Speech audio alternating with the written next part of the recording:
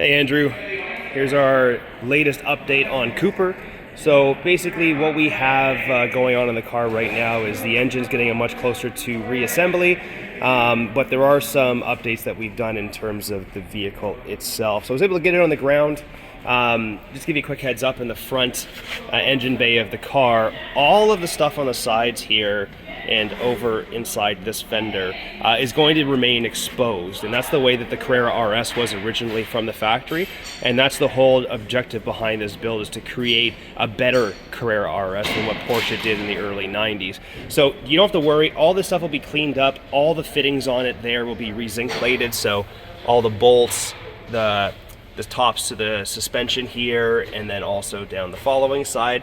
There will be carpeting that runs straight up the center just to cover the fuel cell and then where the battery goes to the bottom, but it is quite the cool look at the end of the day. Brakes, we do have the brakes here. These are the original brakes that were on the car. I'll just pan over here to the big turbo brakes. So those are going to be going on the vehicle momentarily, probably in the next week or so, and then it's going to have new rotors, obviously, because these calipers are much larger than the factory ones, as well as new brake pads. Outside of that, you can check out the engine bay here. So the whole car has been repainted, as I had mentioned, but we made sure we went a step further. We can see the factory frame rails back here are all perfect. So the idea is to bring this car back to new, and that's what we are trying to achieve here. Inside the vehicle, I'm going to do the other side actually, only because we have some protection to keep the door open against the hoist. There we go. So this is our seat. So pole position from Recaro, full leather as well, so we're not going to have that real kind of race car, look to the seats. We want something that's going to be robust and easy to get in and out of. There are adjustments to the seats as well, so if we end up doing something here, we can basically position that seat in the angle that you're most comfortable with. Brand new speakers inside the RS door cards as well on both sides, as well as the classic sat-nav radio from Porsche that gives you your CarPlay, your Bluetooth, all the good modern day stuff that would never existed in the 90s. And of course we have our OEM Porsche Momo steering wheel straight out of the GT2. So car's coming along really, really well. Next up, what I'm going to do is just put it up in the air and take a look at the underbody. On to the underbody of the car. The car has gone through a full dry ice blasting, which basically allows us to remove any of the imperfections or the dirt, or basically things that have gotten stuck on the underbody of the car through the years and years of driving. It removes zero metal from it, but it brings back this amazing OEM looking finish. So if you see here, that's an original control arm on the vehicle. So we'll kind of just go through everything here.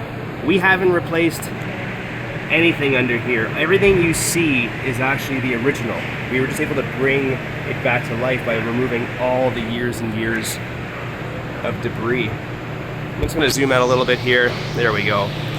So we'll just run down the middle of the car here, so you can see all the factory lines, shifter linkages,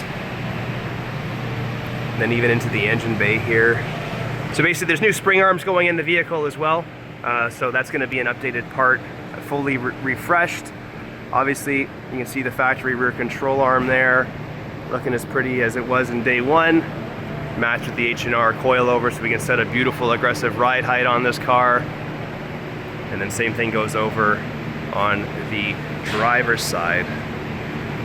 So she's coming along really, really well, looking as brand new as possible.